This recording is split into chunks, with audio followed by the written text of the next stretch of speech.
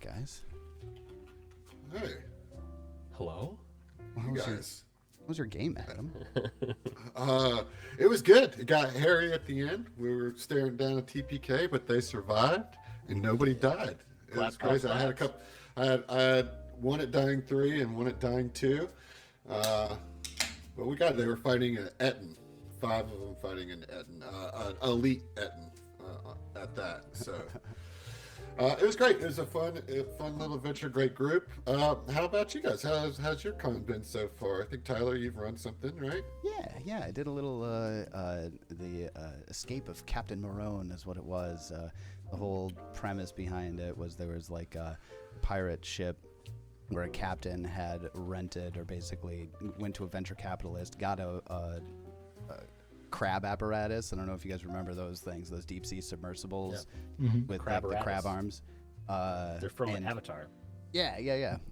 Went out to the inner sea and then started, basically fishing treasure out from what is the island that rises up out of the inner sea during Shattered Stars. So the whole premise of it is that they gathered all their treasure, the hull is full, they're about to get out of there, and then rumble, the island rises up. It was tough. Okay. That's some fun. Now, Griffin, I know you probably haven't been doing any playing this weekend because, you got a little baby running around there? Yeah, child, Yeah, I guess, And Allard is exclusively off mic with his games these days, so... I'm the unaired. Oh, all right, well...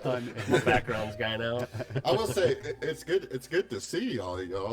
It's been a minute since we've hung out, For sure. Yeah, it has been. Great to see you back. Like a whole baby, a whole nother person has happened. A lot. Oh, man. Yeah, okay. Well, Allard, what are you doing these days? Like, I know you're not. You said you're unaired, but like, what's going on over there? Unaired. I mean, I'm doing the edits behind some min-max, some HLP. Keeping it fresh on the 1s and 2s. Yeah, it's appreciated. It sounded good over there. Yeah. I'm here for the listeners. I want their ears to feel good. I do. But yeah, I do really appreciate your work. Yeah, thank you you. too. Me too. I love doing it. It's fun. Yeah, other than that, I'm just like freelance, full-time audio person, doing like short films, an indie feature here and there, some commercial work. Started doing live music again at a bar. Oh, that's kind of fun. Yeah, dude. Nice. Mm-hmm. Yep, the company I work for, they are connected to a brewery. So they have set up their stage in there so that every once in a while they're like, hey, we need a front of house person. I'm like, all right, cool. Let me run your iPad. Yeah, it's been good shows. A lot of kind of folky bluesgrass stuff. There's been more than I expected to be violin-led bands, which is fun. They're putting a lot of cool effects on violins these days. They can make like organs. Yeah, I've got a buddy who plays violin, fiddle in a lot of bands, and he's got a whole effects board that, just takes it on all sorts of like sonic levels. And when I saw Billy Strings, their keyboard player, their violin player sounded like a keyboard player because of all the like textures and stuff that they're able to get. So, yeah, it's a lot of fun to mix. I'll tell you that much. Yeah. From the pad. From the pad. From the iPad. From the pad. From the pad. Yeah. Yeah, it's funny being back there, just like kind of walking around the crowd with an iPad, being like, "Hey, excuse me, I'm just gonna listen quick. I'm gonna step back out of your way. Thank you." Oh, gotta take him up Are a you little bit. Let me playing? just hit the app. What was that? I said, are you playing music? I haven't been. I've been thinking about trying to get in on some jams that some friends are doing, but I just really haven't asked them. It's nerve-wracking being like, "Hey guys, can I play with you?" I mean, it's the only way that it gets done. You know what I mean? It's true. Yeah. And then it's just it's something that I've come back around on my connection to music, and I'm trying to like expand that again. Gotcha. Yeah, I live in music. I'm working on maybe not having as much going on in that department. Good luck with that. Oh, Yeah. hey, guys, does everybody have their drinks? Yeah. All right. I think it's time to kick it off. Oh, yeah, that we're here for something. Yeah. Oh, there's people here. There's oh God, oh hey guys, we didn't see you there. I can't see anything. he's so offline, he just can't see anything, you know. No, I think the whistle pig made him blind. Yeah. Hey y'all, welcome to Game Master Happy Hour, GM Happy Hour. It's been a while since we've done these, but we always use the STF con as a reason to do it. We always talk about wanting to do it more after we do one, and then we circle around to the next STF con. We're here just kind of hanging out tonight. We got a lot of listener questions, but before we get to those, you know, it is the pirate-themed STF con, and I wanted to, you know, kind of talk to Griffin a little bit about his Skulls and Shackles campaign and some of the prep and his mindset going into it. But I'm going to introduce you guys to everybody here in case you don't know them, and I want each of them to give a shout out to what they do, although I guess you just kind of heard a little bit. So let's start with Allard, actually. Allard was of the Dice Crisis podcast. That is finished. A full, complete story to go listen to. Yeah. How you doing, Allard? I'm doing well. Still out there if you want to listen to it, just for fun. Good. I'm doing the editing for some min-maxed and HLP these days. You know, staying involved, but you know, behind the scenes where I can listen and interact in that kind of way, adding sounds for everybody to grasp onto the story even more so. Yeah. It really is quite immersive, and I every time I'm listening to Skulls and Shackles, I'm like, how does he find this many pirate music tracks? Like it's just like constant new music pirate tracks. That's what I was given from Griff. He had a large library of pirate tracks. Yeah, well. I had to license a bunch of pirate tracks. That was great to me, really. It's high up on the list, so, you know, when you're starting the Skulls and Shackles pod. Yeah. Go ahead. No, you go ahead. It's your time. I was just going to. I've had this concern at the back of my head for a while now. I expressed it to Griff a little bit ago. When audience members, listeners, is it too many wave sounds in the background? How long until you're sick of wave sounds in the background? Just sounds of ocean waves, or is it relaxing? I find it comforting, and at this point, it hits me on a kind of subconscious level or unconscious level. Like it's just kind of there, and I don't like consciously recognize it as much. You know what I mean? That's probably the goal of it. Yeah, I think so. I think you're doing a good job there. You know, I don't. Is there anything you can do to edit Wit? Edit who? Wit? Can you make him not as flirty and awkward with your editing skills, or is that? No, that's the cut down version. Yeah, you wouldn't believe him live. Oh god. Yeah. All right. Well, Griff. We'll get to you last since we're going to feature you here in a minute. Tyler is running the production here, so y'all give it up to him. He kind of organizes us behind the scenes because somebody's got to GM the GMs. So Tyler, what's up, man? How are you doing? Oh man, I'm doing good. Thanks for asking. These days, I'm actually not GMing as much as I had been in the past. David's kind of taken over the GM position and up to date. Of course, what we're releasing, we're getting to the end of Bloodlords right now in the release schedule, and the ramp up to the end is going to be tons of fun. But right now, You already have that all recorded? Yeah, that's already done in the bag. That's like a year gone, I think, at this point. But yeah, we do backlogs at Min-Maxed. We've backlogged an entire campaign already, actually. But we'll talk about that, I'm sure, another time. What I'm actually spending a lot of my time on right now is I've got this homebrew thing that I'm doing on the Patreon, where I'm developing it's a Portal Fantasy based adventure using the Pathfinder 2nd Edition system, and it's something we're releasing it every 2 weeks. I'm writing it as we go, and as we're finishing up with each of these things, I'm also releasing the PDFs to our patrons as well. So I'm getting myself into publishing a little bit, doing that too, which has been difficult to say. It's time consuming, I'll tell you that much. But I've also had a ton of things going on in my state too, so that's also been making things difficult. It's been tough up there, guys. I know. It's chilly. Put your coats on. There's ice in there. Yeah, it's got pretty slippery up there. Yeah, it's pretty slippery up here.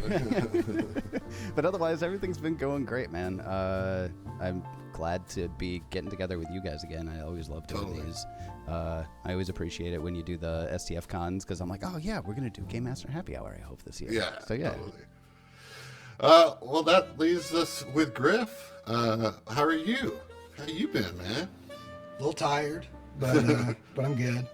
You'll probably hear the heat on in the background. Baby's room is 64 degrees. Had to hop out into the hallway and talk to my wife, so that'll be on for a minute here. Apologies. But yeah, I think everybody that's listening to this probably knows me, but GM, the HLP, and Bestow Curse, and all that's tons of fun. Really only been running Bestow Curse since my daughter was born 10 months ago. So excited to get back into Skulls and Shackles. We start recording that next week, so it's gonna be a good time. Been a year. Nice. Year since. Yeah, I'm looking forward to that show picking back up. I was really into it, and then you decided to procreate, and you ruined my entertainment for a year. So thanks. Yeah, it is what it is. But I think the team had fun playing Triumph of the Tusk, and was happy to be able to keep doing that. So, good compromise, other than the channel going dark for a year. Yeah. So getting back into Skull and Shackles is going to be a lot of fun. That's going to be, the whole team's really excited to get back to those characters. Steve said he has to basically relearn how to play a psychic, so it'll be baby steps for a little bit there. But we're changing some things on the network. We're taking Bestow Curse weekly. We're taking HLP every other week, just mainly because selfishly I want to finish Bestow Curse. You're like what I'm most invested in right now. So I'm like, let's do that, please. That's what I want to keep doing. That's what I want to do every week. Not that I'm not excited for Skull and Shackles, but it's just, Well, you're in the heat of it with Bestow Curse. I'm like, we got 2 books left. Let's, pedal to the metal on this. I don't want 2 books to take, 3 more years.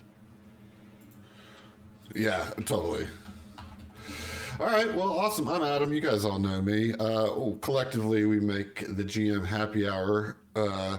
And today, as I said, we're hanging out, but I did want to kind of just talk about pirates in TTRPGs, and we're fortunate that we do have somebody here has some experience, pretty recent experience. What kind of things did you do to get yourself in the mindset? Like, was there anything that was specific that you did in preparation for this that was not what you would do for other campaigns that weren't pirates, Yeah, I mean, I think as with any themed campaign, you really want to get yourself in the mindset of that theme. So, rewatching all of the Pirates of the Caribbean movies, watching One Piece, rereading Treasure Island, like that kind of stuff gets you in that headspace really well. Listening to Ailstorm, you really want to be in the mindset and fully immersed in pirates before you commit to 6 years of pirates. Oh, that's one hell of a bit to commit to. Yeah, it's a bit. I mean, any of these campaigns are one hell of a bit, but especially the first edition converted to second edition, I feel like takes years. Yeah. But I think specifically for Skull and Shackles, a lot of my prep early on was really, what do I want to change about this adventure? The adventure itself, kind of, especially book one, has a lot of kind of negative reviews because it's like all about getting press ganged and that kind of thing. And how do you translate that really well to an audio medium when the party is basically getting oppressed for an entire book? There's a decent amount of like sandboxiness to the campaign, which is fun, but is also like, I find feeling like I want to maybe tread lightly when it's not a fully homebrewed campaign, when it's a recorded game, just because it's, you kind of want to be able to have a gauge on what you're doing next and not like be ready for it. Like, hey, here's 30 minutes of our recording with me figuring out what we're gonna do because you guys just threw me for a loop. So I feel like there's a little bit, it's a little bit different in terms of like communication between GM and player of that kind of stuff for a recorded game. But some of the more sandboxy parts of the adventure, I tried to like leave in but sprinkle a little bit better and throw in some, like for instance, I using Plunder and Peril for but instead of replacing book 2 with it, which a lot of people do when they don't like the sandbox, I was just like, let's do the sandbox and that adventure, and that way you have like something that you can always come back to that's a little bit more on the rails, but you can still do some of the sandbox stuff. Is the Plunder and Peril, is that where the like notoriety point system comes from, or is that actually comes from the adventure itself? Yeah. Although Plunder and Peril has that written into it, I believe. Like, it's got some handy stuff because I think it was kind of written as a supplement to, like a supplemental adventure to Skull and Shackles. It came out around the same time.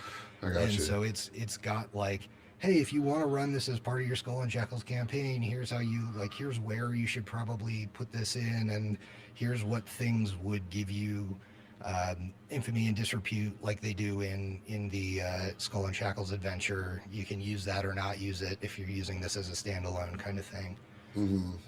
So that's kind of baked in. I think there's a couple adventures, like the module style adventures that slot into to APs that Paizo's done over the years. Plunder and Peril is just like one of the better examples of it. Nice. Oh, that's cool. How, you mentioned book 1 being difficult, and that is kind of, if you've done any kind of like looking into one of the adventures and looking at reviews, it is pretty common that book 1 is a struggle for a lot of people. How did you prep your players for that to like be in a whole book's worth of content where they are basically treated like garbage? How did you prep them for that?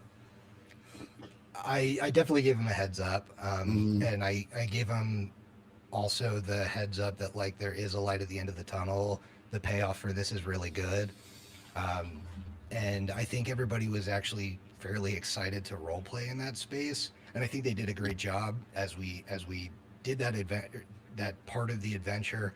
A lot of our listeners really liked book 1, especially compared like those of them that have played that adventure, like compared to their experience. I think some of it benefited from converting to second edition and being able to take out some of the pain points that were in the first edition one. Like one of the big ones was rum rations like killed you in first edition. That's so brutal. They were like, you just like died of alcohol poisoning really quickly. And they're like a mandatory part of the adventure. And I just don't think they were really well thought out. And so changing the way that works for second edition made that whole experience a lot better. I think, just allowing the players to get invested in this crew and try and turn some of the people that are supposed to start with like a bad disposition towards you was, that became kind of the game for them. And so I ran with that when they started to really enjoy being able to do that. So whereas like the adventure as written is a little bit more like you're choring and you're getting whipped and like that, I tried to shift the focus of it to be more like them making a name for themselves in this crew and like really bringing some of these crew members to their side. And that made the whole like mutiny arc of it work a lot better in my opinion. Yeah. It felt a lot more organic and natural, and I think that it also just made that whole book easier to listen to, because like there is like a lot of terrible stuff that happens to not only the players but their crewmates as well, and like to have this underlying of like resistance and building up to that, the book one climax is awesome, what I mean, and then you do go into this big open sandbox that includes ship all that kind of stuff. Like that's another thing that you have to prep your players for, is like, hey, there's this whole other rule set and like character that is a ship that you have to consider like leveling up. And also like there's fleets, right? Like it's not just one ship, like multiple eventually ships. Yes, yeah, you have a bit of a fleet going on. So they were prepped up. We were using the smoke and sail supplement for 2e, which works fairly similarly to like Starship Combat and Starfighter First Edition, just with like 2e skill checks instead. And it works fine, but it's certainly something that I gave the players, like, before we started book one, I was like, hey, I bought all these PDFs. These are the rules we're using for this. These are the rules we're using for that. Hey, that was the inception of Brooks on the character Wit, like taking navigation as a skill. Like it's not a base skill, but it's in Smoke and Sails, and it allows you to be better at like piloting ships. So like having that rule set ahead of time, let him build his character to the point where we got on a ship and they actually got to use it. So they were well prepped for that piece. Yeah. Although, I think putting Plunder and Peril in to the second book kind of limits the ship-to-ship combat a little bit more in that section, just because that adventure is more of a straight like, hey, we gotta put these pieces of a treasure map together and Gotcha. and go to this island and do island stuff. And so we've certainly used that rule set, but we haven't used it like fully. I think the listeners would get pissed if we used it like as much as you would be using it in just the second book as written. Right. Because when I played Skull and Shackles as a player, I think we just did ship to ship shit for like 5 weeks. Oh my gosh. Like we were just so focused on like, oh, let's amass all this plunder, and like it's sandboxy, so the encounters are kind of in there in the book. Like you can take on a bunch of ships, or your GM can make up a ship or whatever, and we were just super focused on that, and that would be terrible for a podcast. It just wouldn't be fun to listen to. I remember when my table was going through that, they spent the entire portion of that section. We had a bunch of wizards or a wizard and a crafter, and they both like pair crafted to overload. Like we completely flooded the market with, I think, like belts of giant strength +2, just to, completely take all of the treasure that we had and turn it into something that we could sell. I think for a good month and a half, it was just spreadsheets that we were doing to keep track of. We did that too. Impact. We had somebody that like went down the magic, because we played in 1E, and it was like somebody went down the magical crafting feat chain because you have all the time in the so world. overwhelmed. You're so overwhelmed at that point, and then you're creating stuff for half cost, and then it just like it creates this entire economy in the shackles that's broken.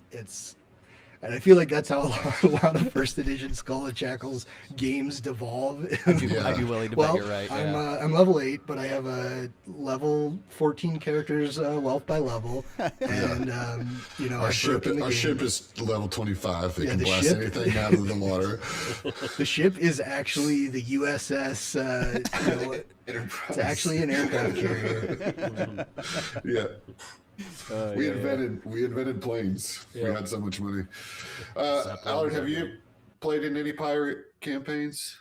Never in a pirate campaign. I played a pirate that was based on a sad version of Commodore Beckett from Pirates of the Caribbean in an all on the table once. That Oh, was I fun. remember that. Yeah, I made remember that. they came with a mount, and I didn't realize it was a mount, so I made mine a parrot that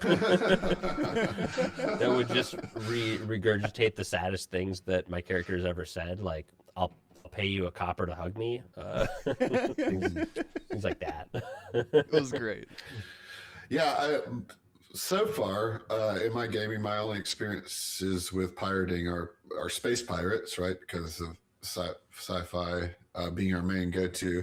Although we're having a little bit, I mean, you know, there's pirate vibes, I guess, with like airships, you know, but yeah, like it. I find it to be a very interesting theme, and but I wonder, like, and I have my thoughts about your crew, and I think they're doing a great job. But like, how do you keep that interesting through 6 books of content? Right, like that's a pretty, I don't want to say narrow because it could be absolutely wrong, but it seems a very specific theme.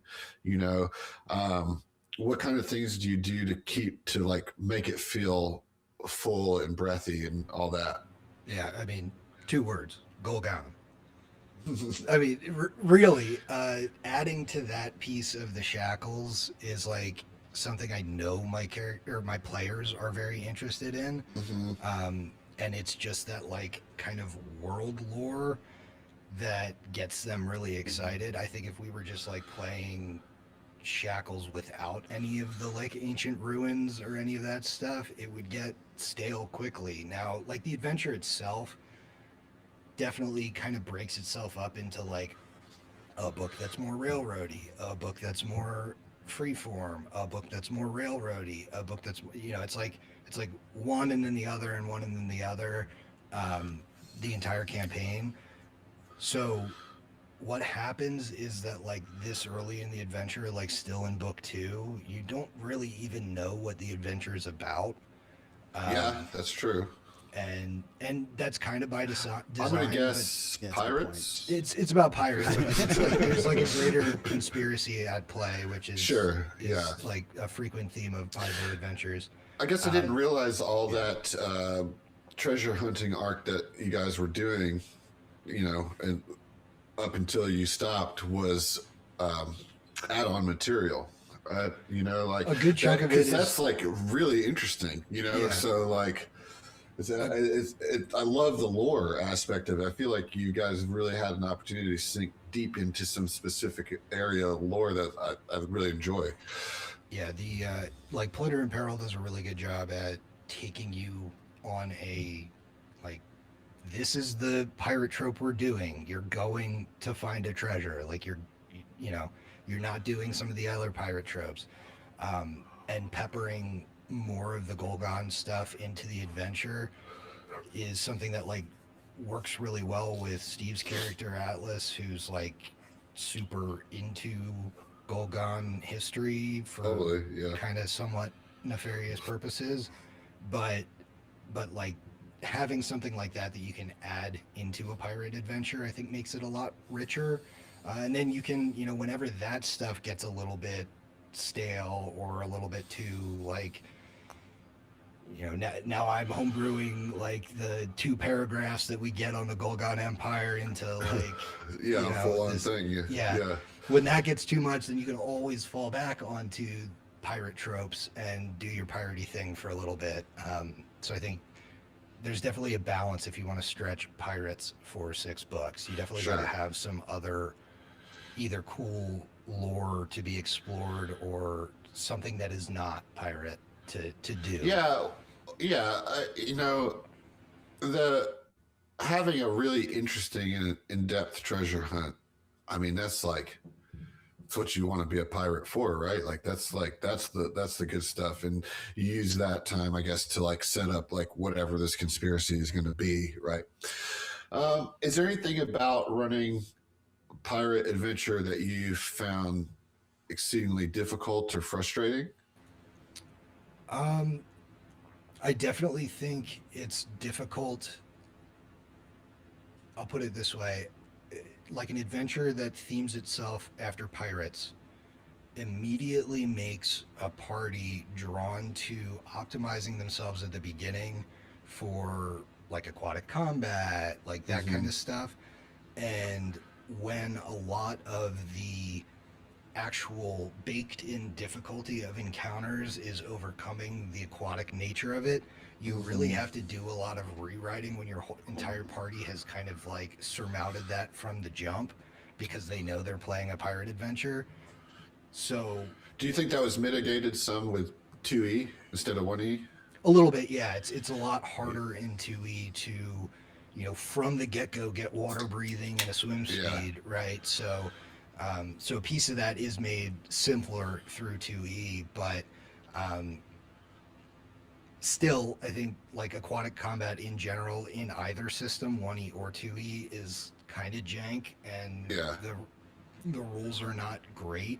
And so like I've made tweaks like, hey, if we're gonna spend half this adventure in water fighting, like we're gonna add an aquatic step. Like you're gonna be able to step in combat in the water. Otherwise this is gonna get stupid. But if I'm gonna allow it, you're gonna allow it from me. And that's just so we can play Pathfinder the way that we know how to play Pathfinder and not constantly be going back to like, oh wait, you actually can't step here. Like I mean, a breaststroke will get you a full 10 feet. You know what I mean? Like, and it's like that's fun to play out for like one encounter. Yeah, and then it sucks. Yeah. And then it's like zero fun, and then it's also terrible for radio. Right. So like actually, you know, I say that that's one of my gripes in starting the campaign, but one of the best parts of it is when everyone got a swim speed and we could just say, forget it altogether. Enough of all of this other stuff. It's like cool. We don't have to roll athletics checks to see if you move every turn. Right. Yeah, I recall to try to make, because those, you know, when you're talking about like aquatic combat, I'm not going to say that that's not a subsystem necessarily, but that is such a small piece of, you know, regular gameplay, right? You're not finding yourself in aquatic combat in a normal campaign maybe once or twice, a small handful of times, right? And at that point, that environment is a part of the encounter's difficulty, right? But when it is, like you're saying, the feature set piece, until it is not the, you know, theme of every single encounter, it's kind of a pain in the ass. So when you get the swim speeds, now like, okay, now these encounters can mean something more than just the party overcoming how difficult it is to fight underwater.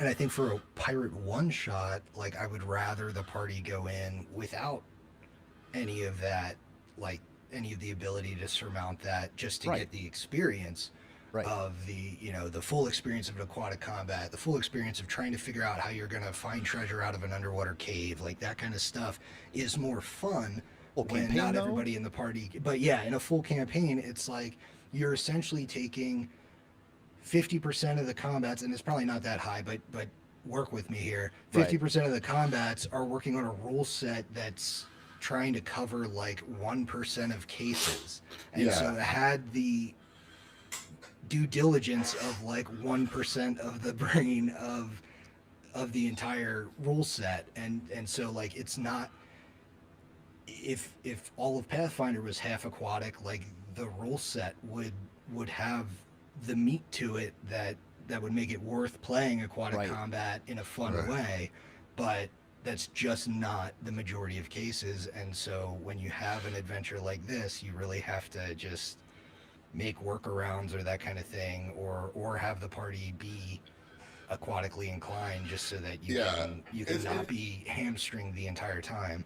Right. It's weird, like how that is, because, like, you know, we in Live and Let Fly, we had a book that the entire book was underwater, right? And it presented you with all these things that you could buy to. He's gone. It happened. He's gone. I think he was going to say buy to overcome to overcome the environment. I suspect that is exactly what he was But about when to say. you're optimizing for a campaign specific on environments, and then you're taken out of that environment, you've just nerfed yourself on 3-4 feat choices that could have just been overall power of your character instead of environmental overcomeness. Right. That's a word. Yeah. That's what Adam was about to say. Yeah, he's definitely going to use the word overcome this. Yeah, I know his vocabulary. So I know Adam was leading that chat almost entirely, but Griff, I've got a question for you. How do you like balance the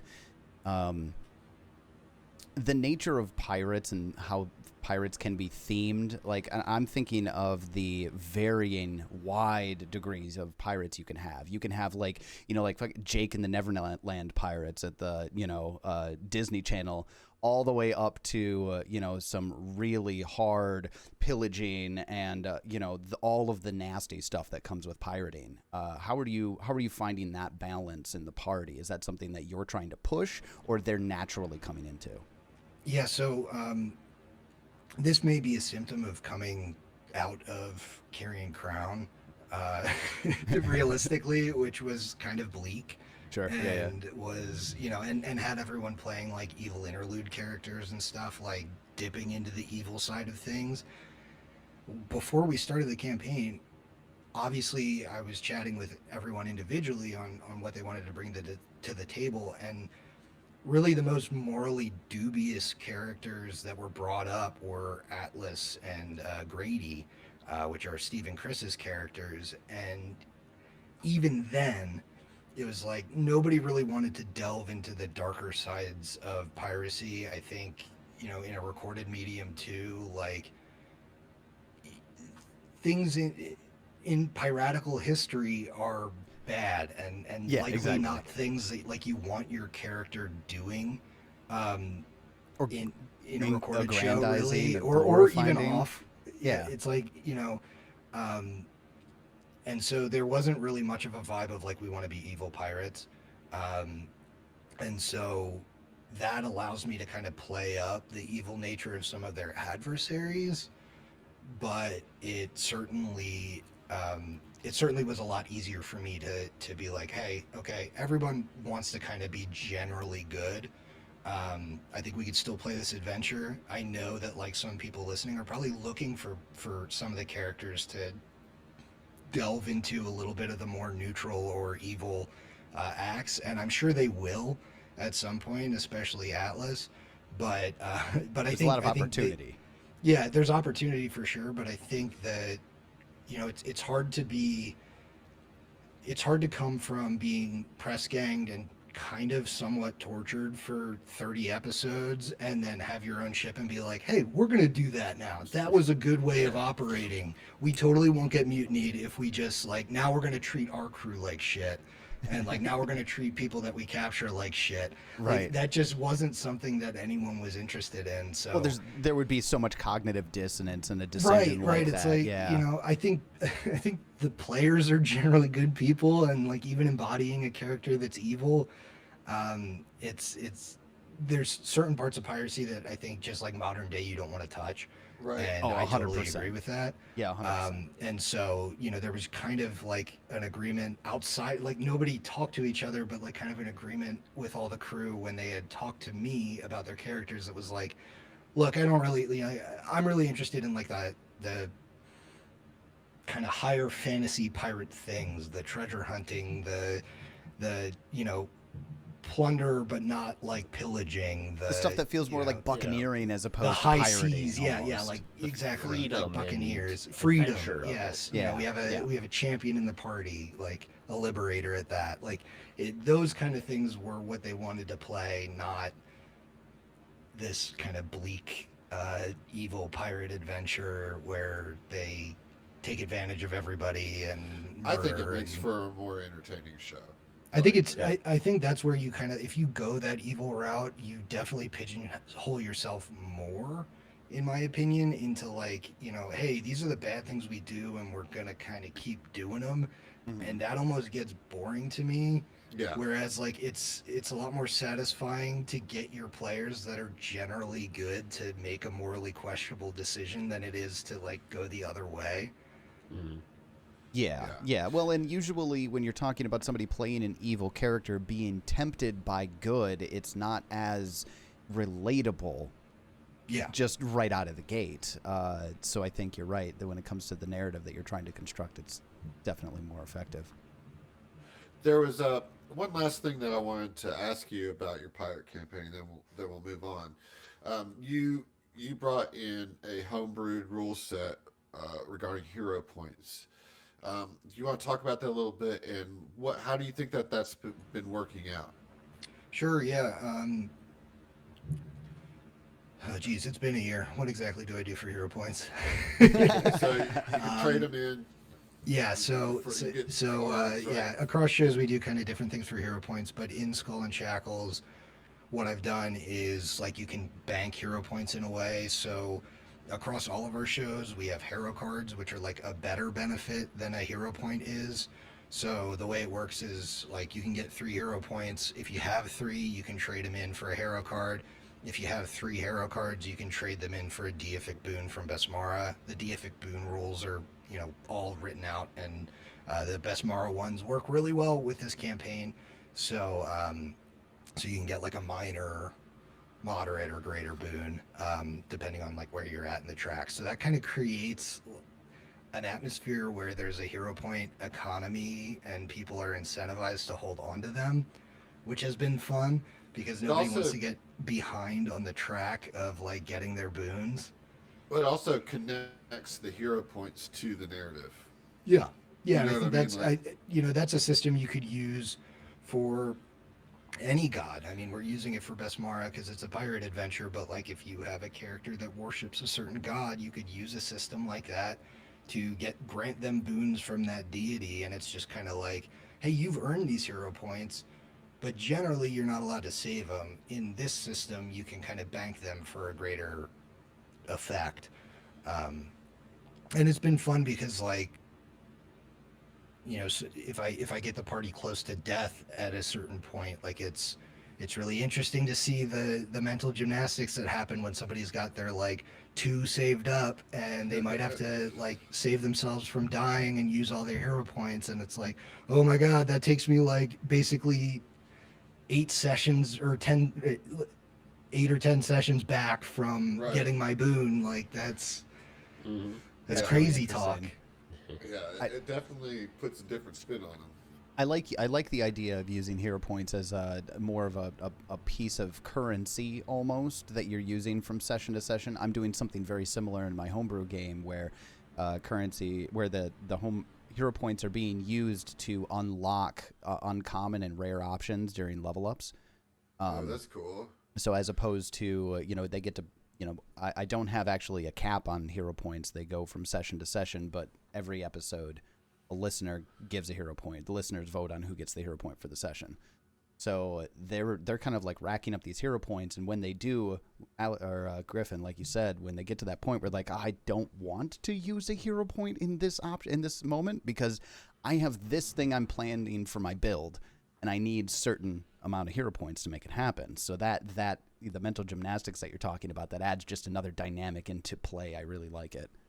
I think it really puts the kind of restriction that people that are against hero points are looking for on hero points without taking them away entirely. It's like, it's not even a restriction you have to impose. Like, you don't have to make hero points worse, or you don't, or you don't have to not give them out. Right. You just throw something like this in place and you're going to get way less of the like hero point on a skill roll, or like, everyone automatically succeeding on stuff because they're just using their hero points. Like, everyone is way more reluctant to use them, and that kind of makes the game the way someone that doesn't want hero points work without taking them away and kind of messing up the math that direction. Like you still have it in cases where it's live or die, but you don't have to, by kind of de-incentivizing spending them, failures tend to stay failures.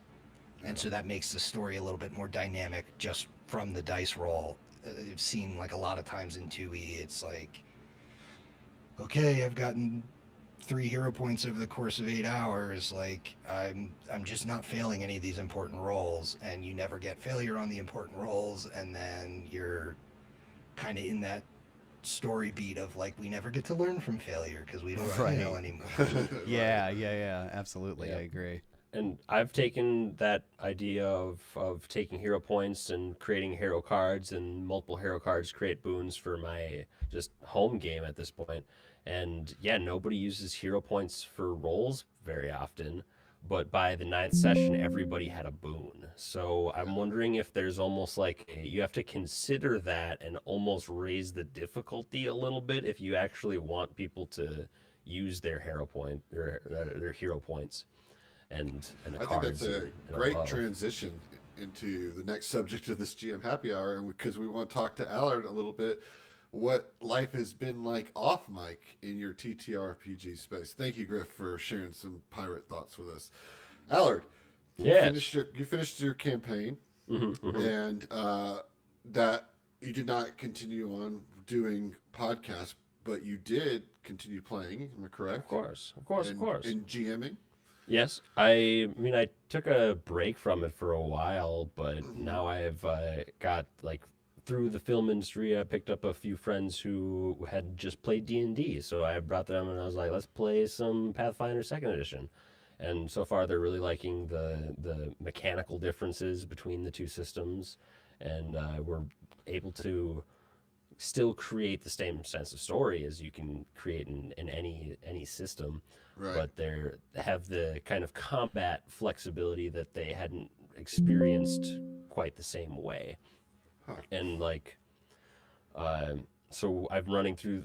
We did the Troubles in Otari, or Troubles Menace under Otari beginner box, and then the Troubles in Otari, running alongside Abomination Vaults. Yeah, that's a great combo. Trying to kind of like teach and then expand and then like classic. Let's do a hard dungeon delve.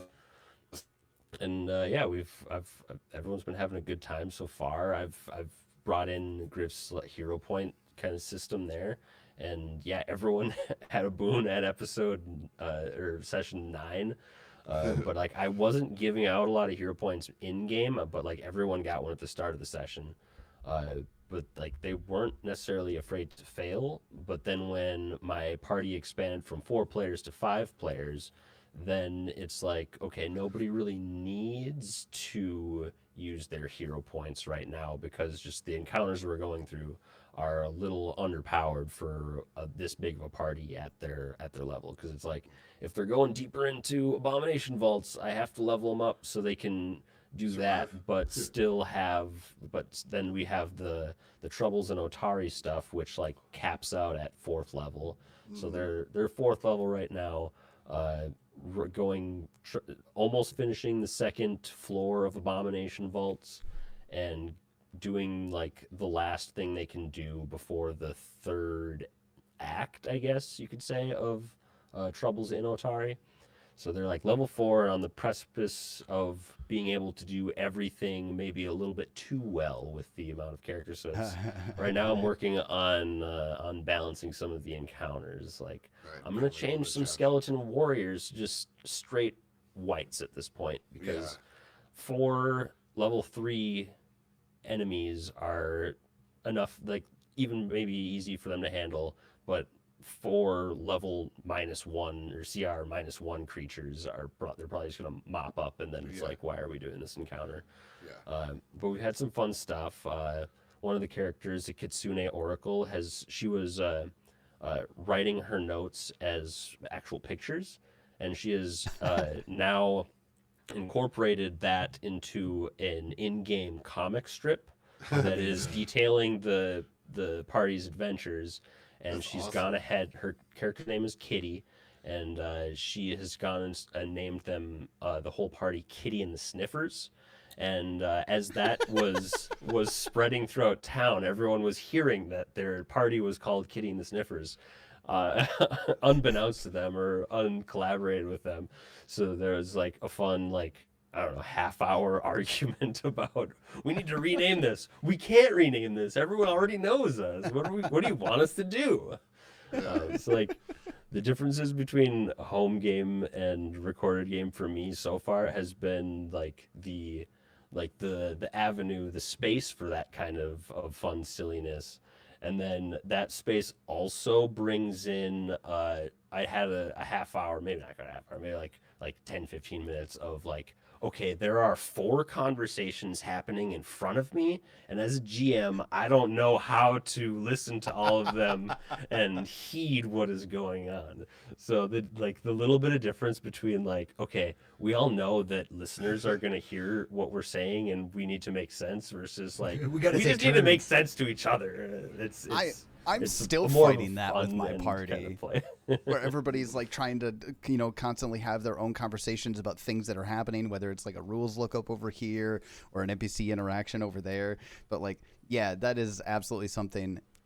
Now that you mention it, honestly, I kind of miss that about just live games. Yeah, it's like I know that some people are colluding about something that they're gonna do in 5-10 minutes from now, and I know that some people are asking me questions.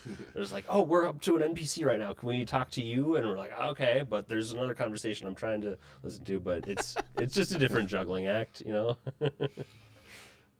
I'm glad you're still jamming and getting to tell stories. I'm sad that we can't hear them, but maybe we'll get you on the show one sometime day in the future. I mean, if everyone's talking at once, it's probably for the best, right? Yeah, right. We need to hammer down some etiquette, Oh boy. But no, I think like home games have more space for the chaos of just friends interacting than a recorded environment. Totally. But goods and bads. Thank you. Tyler, can you talk a little bit about what a Portal TTRPG is? What do you Portal mean by Fantasy? that? I can tell you Portal all Fantasy. about Portal Fantasy. Portal Fantasy. Let's keep it at a reasonable length. Oh, okay. You know what I mean? All right. Then let me. I'll use it to. I'll give some examples. Probably the most popular, I would say, famous example of a Portal Fantasy story is Alice in Wonderland. The entire idea behind Portal Fantasy is that you take a characters from a mundane world like ours, and they go through a portal of sorts, whether it's the hole that Alice goes down for Alice in Wonderland, or in Chronicles of Narnia, it's the wardrobe, right?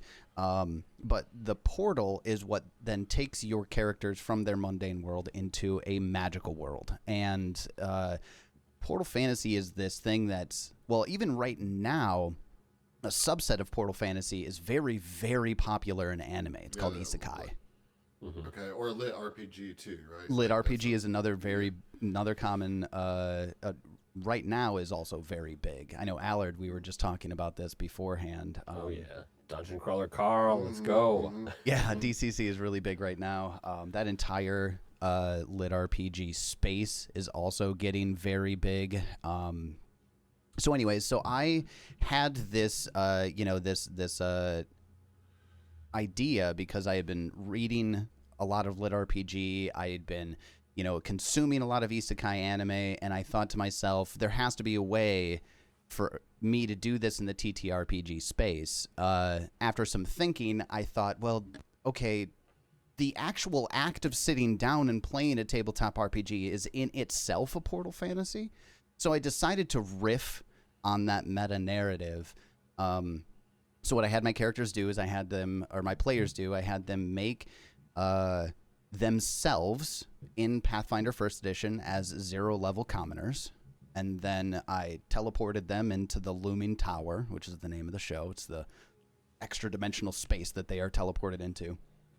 And they are basically dropped into the tropiest level 0 adventure opening you can get. Sewers filled with rats and centipedes and the whole 9 yards. And so what I'm kind of doing is I'm having them go through this tower system. So it's 10 floors of this tower. Each floor encompasses, the first floor is 2 levels of Pathfinder play. The second level is 1 level of Pathfinder play. 2, 1, 2, 1 going up. So by the time they reach the 10th floor, they'll be around 15th level. But So yeah, the whole idea is that they've been transported into this world, and they are trying to get to the top of the tower, because at the top of the tower, then they can, wish for whatever their heart desires. And it's very vague right now. We get into more detail about that later, but yeah, that's what a portal fantasy is, and what I'm doing with it. That sounds very cool. Are your players enjoying it? They like that idea of playing themselves?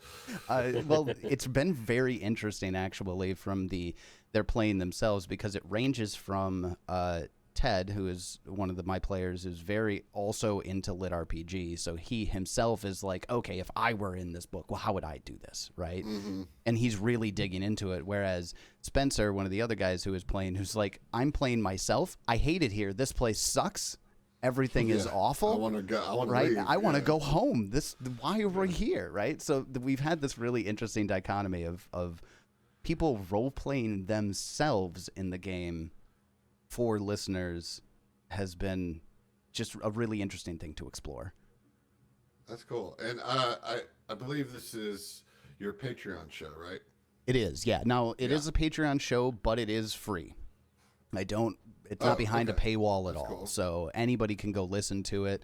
The thing that's actually paywalled are the PDFs that I release for the homebrew as I'm putting it down into, publishing documents and releasing them. The Foundry modules that I'm releasing as part of like what I'm doing to run these guys through the games, etc. Nice. Awesome. Well, now that we've caught up with all the GM's happy hour, I think it's time to get into listener questions. And I think there's a really, really important question that we have failed to answer. And that is, it's a little embarrassing. Yeah, it's a little embarrassing, to be honest. It's shameful. It's my fault. It's my fault. Well, Griff, blame my lack of sleep on it. Yeah. Speaking of your fault, what are you drinking? I'm having a passion fruit high noon. They're delectable. To be honest, not my first drink. Adam kept us waiting for a little while, and the group of us got on like a half hour before just to make sure all the ones and twos were working. And so I got through half my drinks that I brought up before Adam even got on the video chat. That's how it goes. That's how it goes. Speaking of late, Adam, what are you drinking? I am drinking this beer called the Wapatuli. It's a tropical India Pale Ale from Commonwealth Brewing Company. It's where my daughter works. She's a bartender at the brewery. Nice. And over Christmas, she brought like 4 cases. She unloaded 4 cases of beer on me. So I just have all these different kinds of beer. It's great. It's like all their mispours, And so we just got like tons of beer. It's crazy. Yeah, that's what I'm drinking right now. It's good. Nice. Heck yeah. Speaking of the group Miss Pour, since we can't find you online, hey Allard, what are you doing? I have a nice Whistle Pig piggyback rye whiskey 6-year. Been enjoying that, and yeah, we had to have 1 or so before Adam showed up, so we're on like 3 now. It's been good. It's been a good smooth ride. Speaking of a good smooth ride, oh, there it is. I was wondering how much we were going to end up riding at him for being late, so I'm glad that we got just the perfect amount in. I am drinking Liquid Aloha, just a Kona, big wave. Kona. One of my favorite, just drinkable beers. Nice. I went to Hawaii once, and we did not have time to go to the Kona Brewery. That's too bad. Yeah. Guess you have to go back. I guess you gotta go back. We gotta go back. Shit. All right. Well, let's get into some more listener questions here. Like yesterday, I want to start with a question from Jason Lillis of What Do You Do Pods, because another shout out to Jason. Shouts out. For putting this all together. He organized the whole thing for us this year. So thank you, Jason.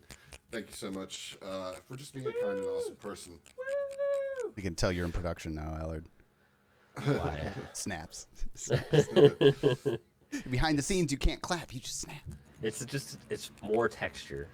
That's why it gets the big bucks to edit. Yeah. I'm over here clapping. So I think this question's going to be mostly for the 3 of you, or maybe not. What's it like to step out of the GM's chair for an extended period of time? He says, mostly thinking of Allard and Griff here. But I think that Tyler has had some longer gaps recently as well. What has that been like to take a break from creating worlds and breaking hearts? I guess for me, it was a time where I was going back to school, so it was kind of a layer of mental psyche to shed to have more space for other things. But like I found this space at a time where it was needed for my psyche to just like hear story and people going through storytelling and the emotions that can just simulate or even for real uh, produce.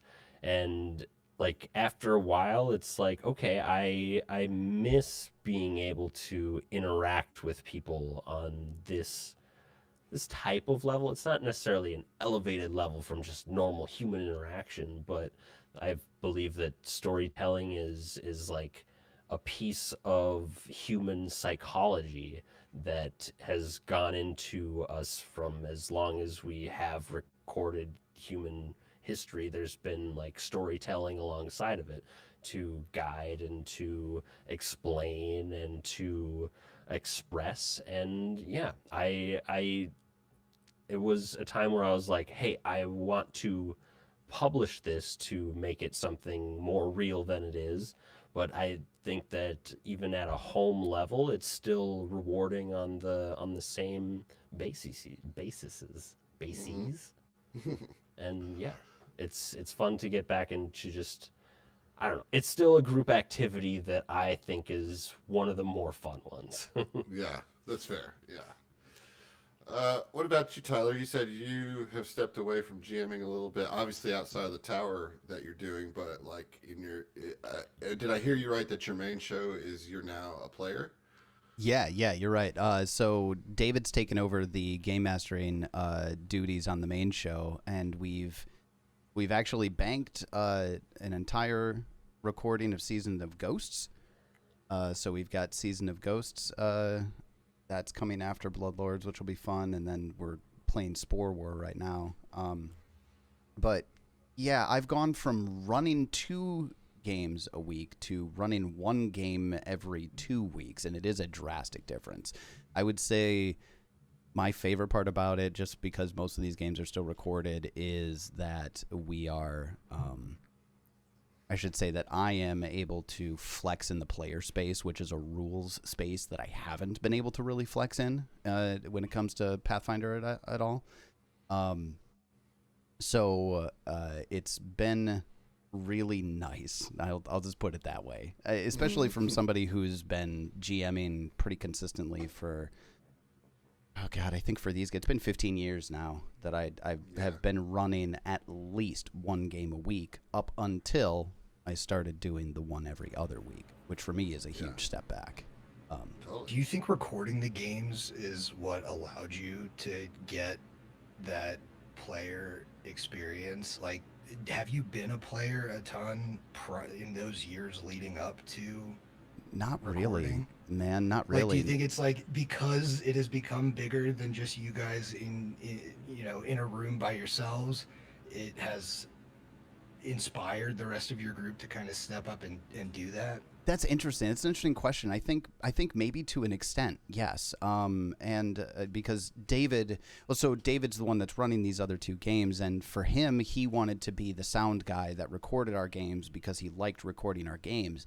But for him, it's turned into this now. Oh, I have control. Oh, wait, I have all the control. So he's stepping up in a way that he never has before, and he's having fun with it. So I think yes, you're right about that, and especially with some of the other players that we have too. That elevation that you're talking about, when you're dealing with so many different games, trying to give everything that you can give into them it turns into something that's fun.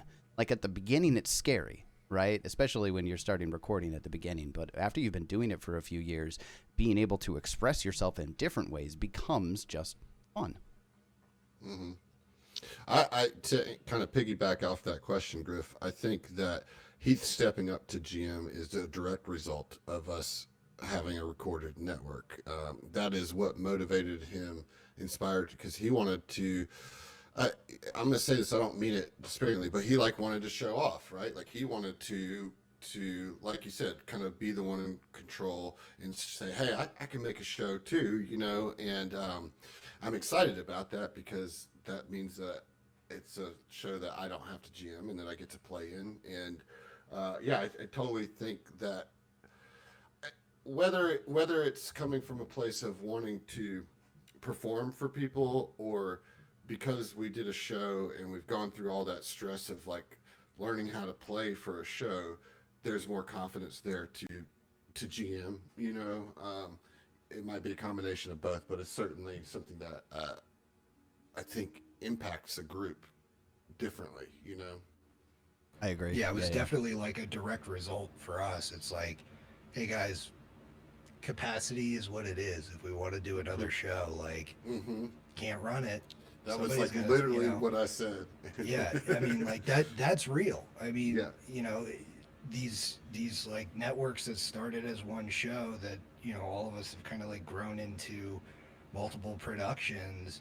It's like I can't handle the mental load of running, you know, 3-4 games. It's a lot. Realistically, almost nobody can. And like if you can, more power to you, but like that's a recipe for burnout. And so it's a fertile ground for your players being like, well, I'll step up and give it a shot. I want to see, like, you get immediate feedback, not just from your players, but from people listening. Yeah, you know? absolutely. And once you've gone through a campaign with everybody, they're good enough. Anyone after playing one of these campaigns for a recorded medium is getting enough fan feedback on rules and everything else that they are proficient in GM. They're capable. Yeah, they're capable for sure. Yeah, and there's something a little nice about prepping for like an hour and a half to 2 hour session of recorded versus like maybe 4 to 8 hours of unrecorded. That is a little easier to chew from what I've kind of experienced right now. I vastly prefer it now because I used to do like 8 hour sessions when I ran Rise of the Rune Lords, and that's just a lot to hold in your head. It's a lot. A session, you know, like that's and like there are so many opportunities in 8 hours of play for your players to completely deviate from anything that you had. You're gonna have to take a break and be like, all right, I gotta think about a couple things. You somebody guys order eat some pizza. snacks. So I mean, fortunately, an 8 hour session is you know, you're gonna have breaks in there. Yeah.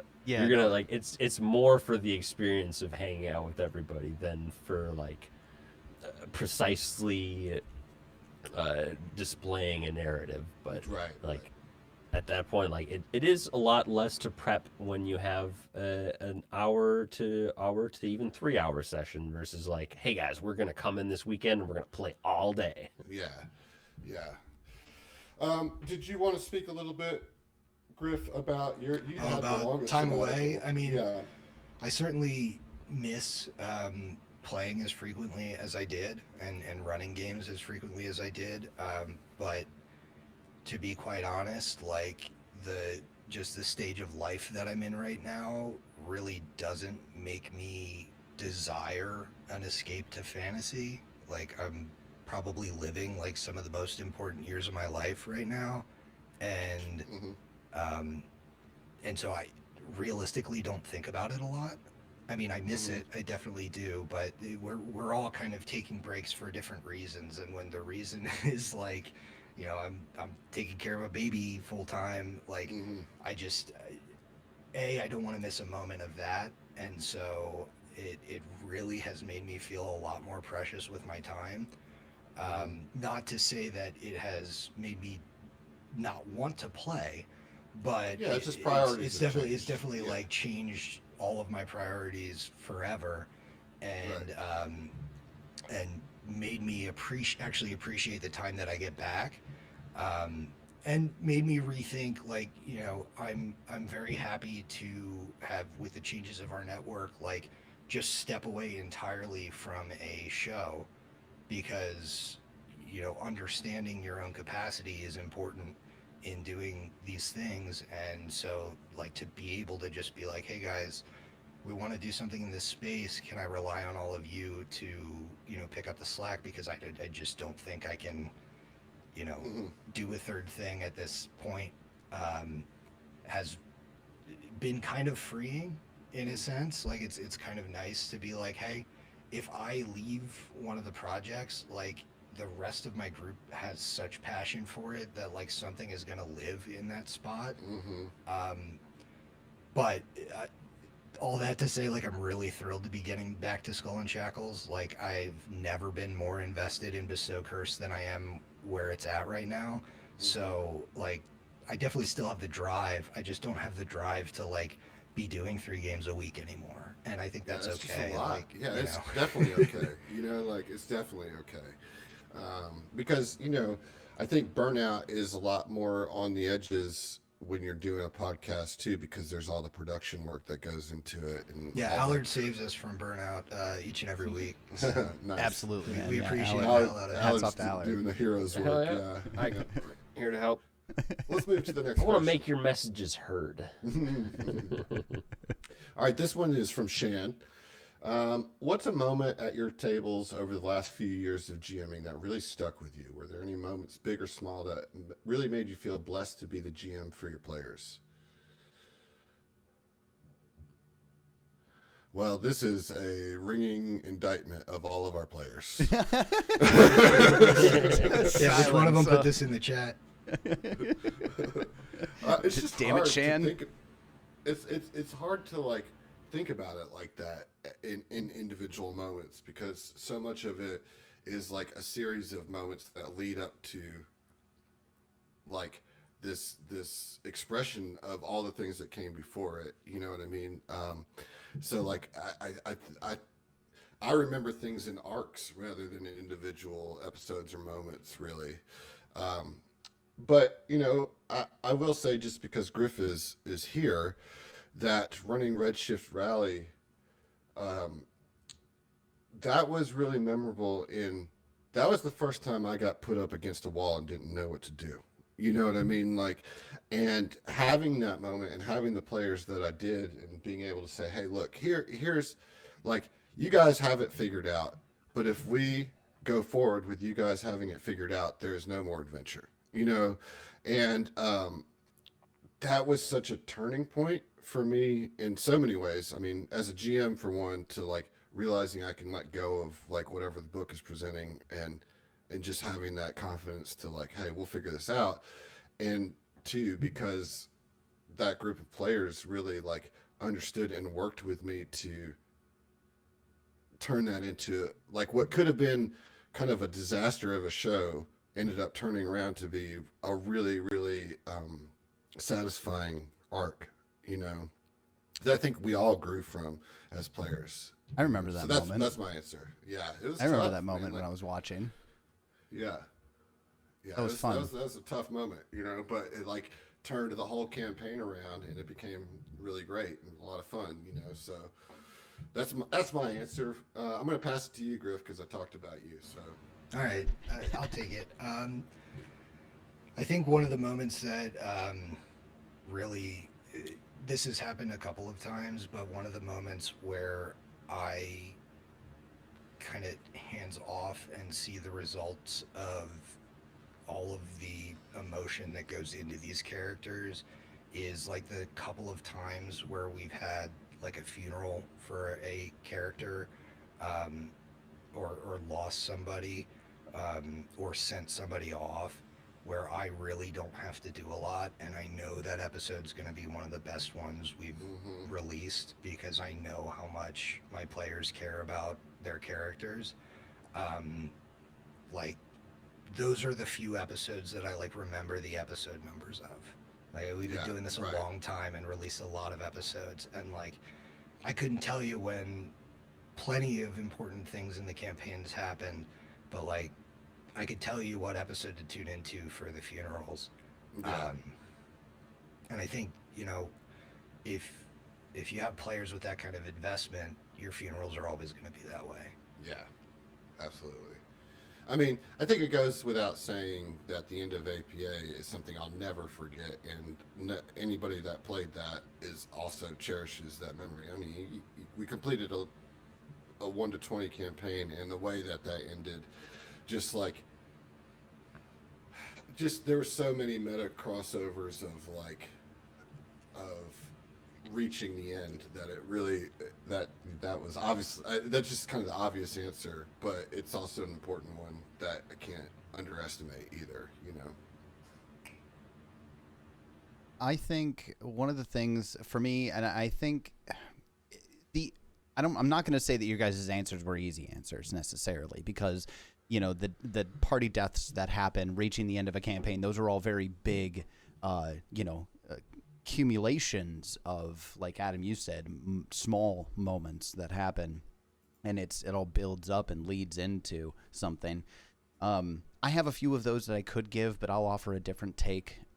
For me, the moments that mean a lot to me are when we're at a difficult point in a difficult combat, for example, and it's getting to okay, we need to do something to either save this person in the party or save this NPC, and there's a gathering of the minds, if you will, the brainstorming session that happens in the middle of a play session, in the middle of a combat, where everyone's like, okay, you can do this. Well, if you do this thing first, and then I follow up with this, and there's the everybody putting their heads together to make sure that they're preventing, a death or, something major like that happening. For me, that's a really fun way that the system plays into the daily session grind of it, if you will, because yes, everybody has those moments, where the big thing happens, but there's still a reason you get together every week, and it's about that culmination of, why everybody's there and everybody working toward a goal simultaneously. What about you, Allard? Can you repeat the question for me? Sure thing. What's a moment at your table over the last few years of GMing that really stuck with you? Are there any moments, big or small, that really made you feel blessed to be the GM for your players? Okay. I think all the moments that like hit that category are individual character moments that the player takes by themselves. My recent example is a little bit of a darker one, but my rogue, who is Chad, he's a Chad rogue, as one might want to play. He had evil parents, as any rogue might have at some point. He decided to shrug off the kind of goddess that I had blessed him with, in like, I'm just gonna try to upgrade your weapon with a kind of god influence that is opposed to the main influence of the story. And he decided that, no, I don't want this other god influence that you decided. I'm going to sacrifice this weapon to Nimbleoth. And I had to be like, okay, you rolled a really good religion check right now to be like, okay, things are changing. Your ritual is successful, and you are now a devotee of this entity that is quite evil and is at the root of the big bad endeavor that everyone's trying to fight against. But that is like, okay, so the main thing that I have to do at this point is to adjust this weapon that I gave him to reflect what he actually wants to do with it. And the tool that I gave him is still one that will fight against the big bad at the end of the campaign, but he has to now decide, is he going to personally fulfill like this big bad's kind of depiction of who his character could be, or is he going to take it and use it as the tool to defeat the big bad kind of situation at the end of the book, which is something I'm just kind of like prepping today to bring into our session tomorrow. players like Awesome. taking like grasp of their destiny and of their agency and like grabbing you by the shirt sleeves as a GM and shaking it out of you. It sounds like, and be like, okay, I want this thing. Okay. I'm like, okay, I'm sorry. This happened It's just how a game, you guys. kind It's of just a wished, game. and now things are gonna unfold in a reacting way. So now you are a psychic beacon to another thing that had already had eyes on you, and this is going to be a tool that will help can have you and your this, party but- progress. Yeah. And it's going to be like there's going to be a crux of decision where like your choices are going to take you one way or another, and filling out where you came from with these decisions are something that I'm about to explore, in like dream memories that he can interact with, and having a character in the present assert themselves in these dream moments to be like, hey, I have eyes on you. You could be doing great things for our dark mistress if you would like. If you want that option, it's there for you. I mean, if you want.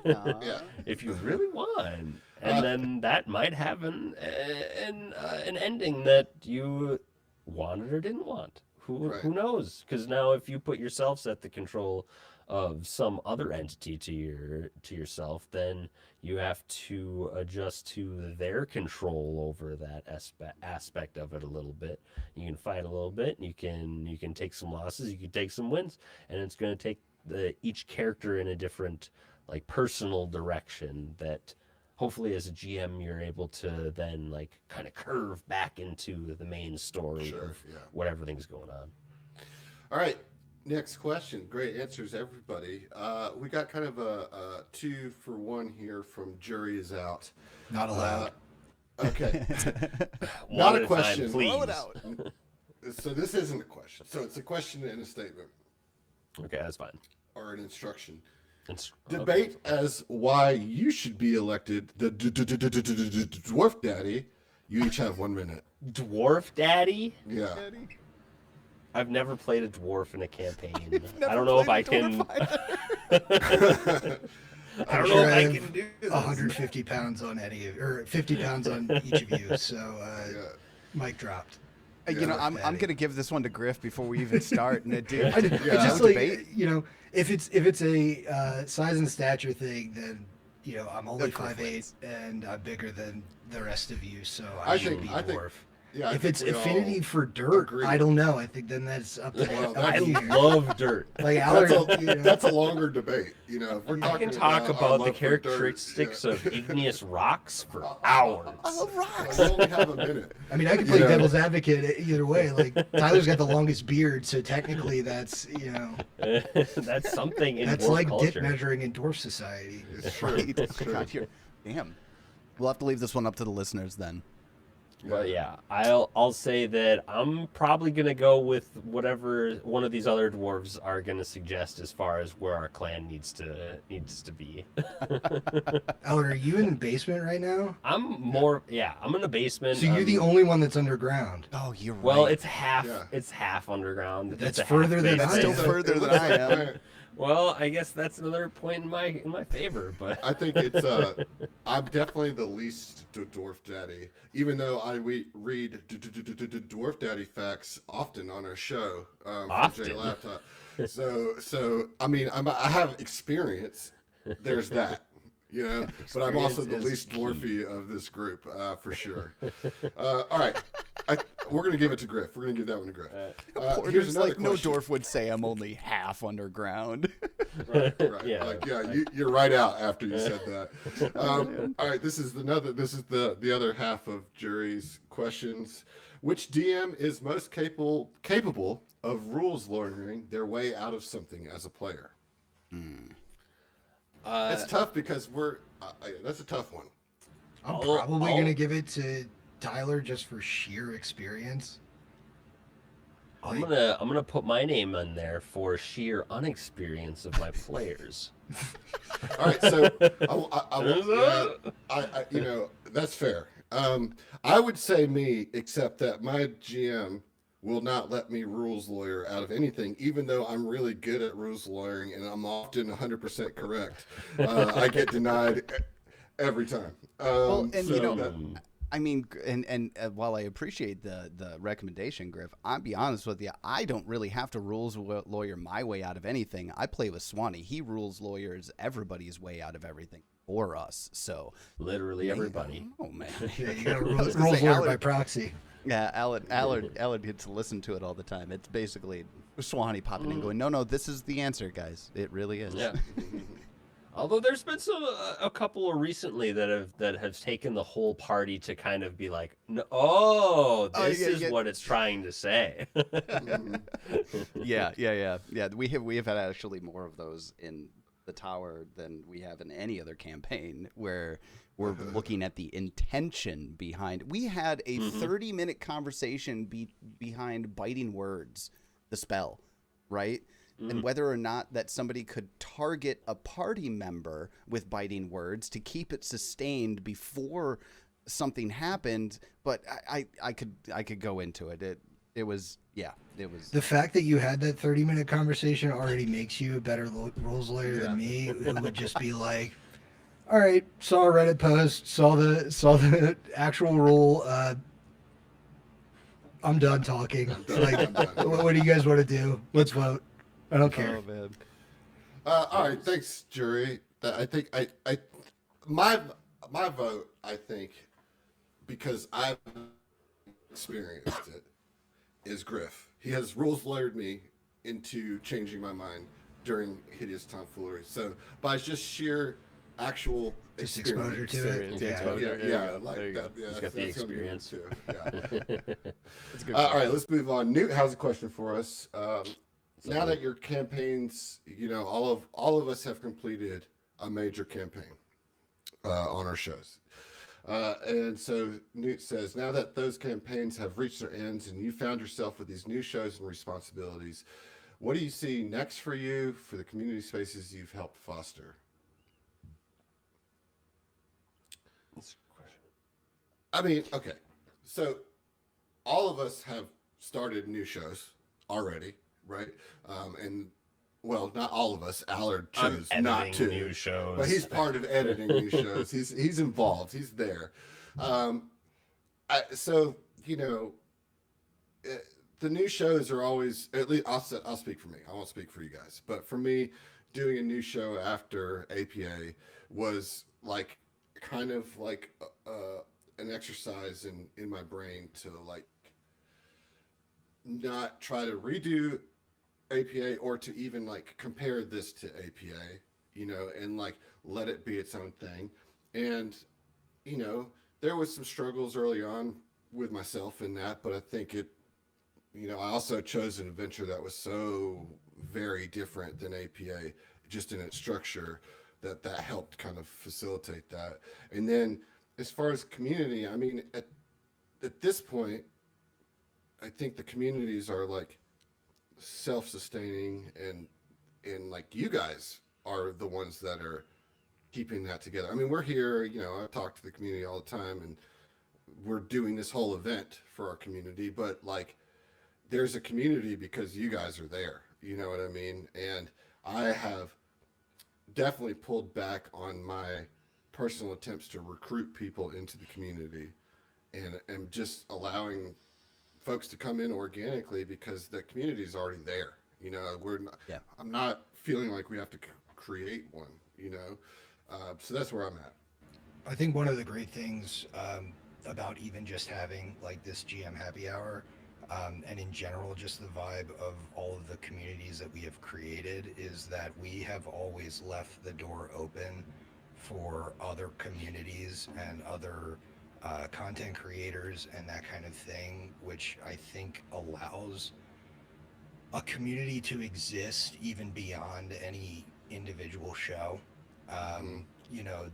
There's so much crossover between all of the communities of all of these shows because we've fostered that cross community pollination that like if HLP were to go away tomorrow, the community in my mind would survive because they are now invested in these other shows that are existing and have made these connections with other people So to your point, like they're self-sustaining, but I think a big part of the fact that they're self-sustaining is the fact that like we, all of us, never wanted to like do this on an island. Yeah, like FFSC, baby. We all really wanted to collaborate on things, and from the inception of all the communities, build them together. Yeah. And that's what makes an enduring community in my mind, is something that isn't tied specifically to one specific show or network. I think Allard embodies that in a lot of ways, you know, because the Dice Crisis isn't a show, but Allard is still very much involved in this kind of group community of like, hey, we want to still create, we still want to like make content for people to enjoy and to have a community built around. I mean, that wouldn't have happened without you know, starting the FFSC, which we don't really call it that anymore, but you have to go dig deep for the you really do. Or I'm not going to go it. But like,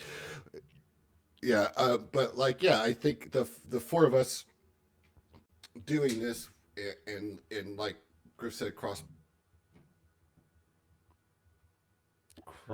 pollination. Yeah, we lost cross penetrating. Oh, there we go. He's back. I'm back.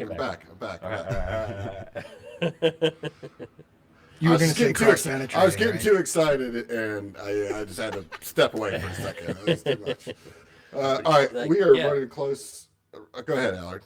I was just gonna, even though like now I'm more of a backhand person into editing some of these shows, like I've played in multiple games with people across the network who's been a listener in like all shows, or maybe just one or two shows more so.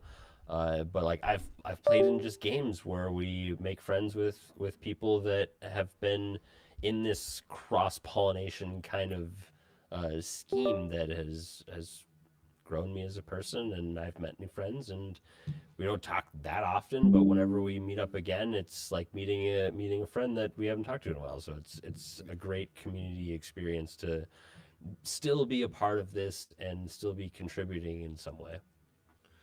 Yeah, the community is what keeps us all going, I think, as far as the podcasts, like continuing to like put that stuff out.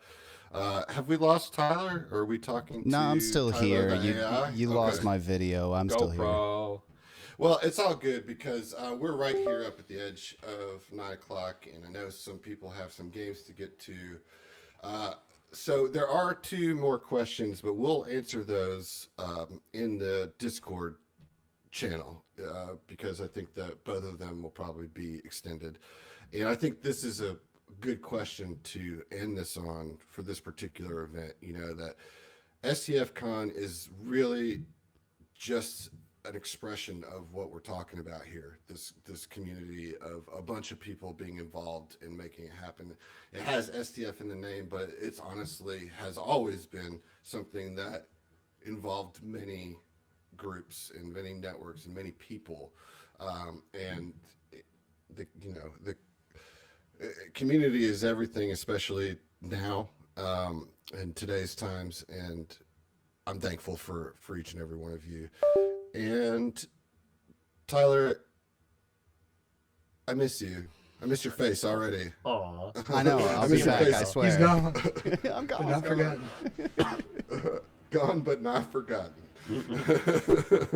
All right. Anybody else want to throw some closing words out? I've said my piece.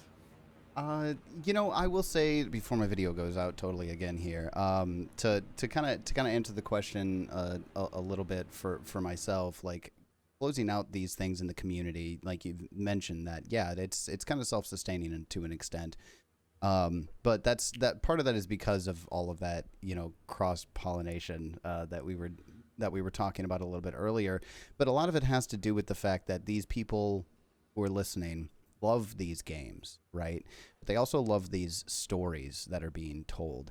And not all of our stories are being told in the same way.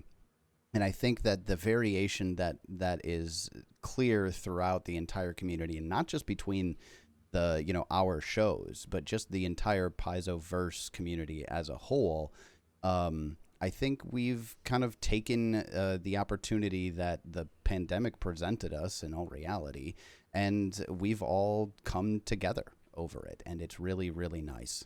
I've really enjoyed all of the years that we've had doing that, truly. Yeah. Same. Griff? No one's going to touch on what's next, huh? That's what he was really digging for. Yeah, but like, I think he already knows for all of us what's next. Like, I mean, maybe not, but like, I don't have anything hidden on the horizon. You know, like we've got 3 shows that are in the middle of their shows, and so it'll be a while before something new starts. Well, I mean, I guess for me, what's next is like I'm kind of dipping my toes into publishing right now. Yes. I'm utilizing the support that my community gives me to fulfill a dream that I've had for decades, which is writing my own adventure path. And Nice. I'm able to do that because of the support of our community, and it's really heartwarming, to be honest with you. Yeah. Yeah. All right. Anybody else got some final words for our a loyal GMHH crew? Even though I'm not GMing for y'all anymore, I hope to help facilitate this experience and help deliver these different stories and messages to you in a way that helps you retain them, experience them in a way that's fun for everybody, and helps maintain like a threshold of listening experience that we can keep growing from, and like even bring our medium to new thresholds and new levels. And I think it's fun being a part of that, like more experimental side of the audio of podcasts and what we can deliver to everybody. So like I thank you guys for like continuing to have me on your shows to help with this, create this final product. I couldn't do half of what I'm doing without your support, specifically Allard, and I'm sure Griff is the same. Yeah, way I mean, here. I was going to chime in and say, like, that's one of the most rewarding things that the community's direct support has allowed to happen. It's like, if we didn't get the dollars in support to like run the show, to do all of this, we couldn't employ Allard with the shows and like the product and the, I hate to call it a product, but like the podcast in general has elevated because of his influence, and none of that happens without the community that's built around it. And we don't even find an Allard without the community, right. Without all of us finding each other, and without these communities coming together. So, if I had to say one thing, it's like, that's huge. To be able to do that is like, and to be able to like hand off like basically the reins on how something sounds to someone that has become your friend through the community is awesome. It's like, I mean, that's like full circle in this community. Like that's absolutely what you want to get when you build a community around a show that you make. It's a really appreciated level of trust that I appreciate from both of you guys. Yeah, well, once we can afford you, Allard, we'll get you on some STF shows. Let me know. I'm here. Yeah. All right, fellas. Thank you guys so much for being here and continuing to be part of this friendship that we have, this camaraderie. It's always been very meaningful and special to me. So I do wish we could do it more often. Maybe we could figure it out. But I'm glad that at least once a year we get together and just kind of chat about, our favorite hobby and our creative expression. So thank you, community and listeners, for being a part of this. We're halfway, a little bit more than halfway through the con this year. Hope you guys are all having a good time. And tune in tomorrow at 11 a.m. Central as I'll be speaking with Jenny and one of her teammates about Starfinder 2E and how their first year of launch has gone. Appreciate you guys. Have some great games this evening if you're playing. If not, get some sleep so you can be up tomorrow. All right, appreciate you guys, and you know the drill.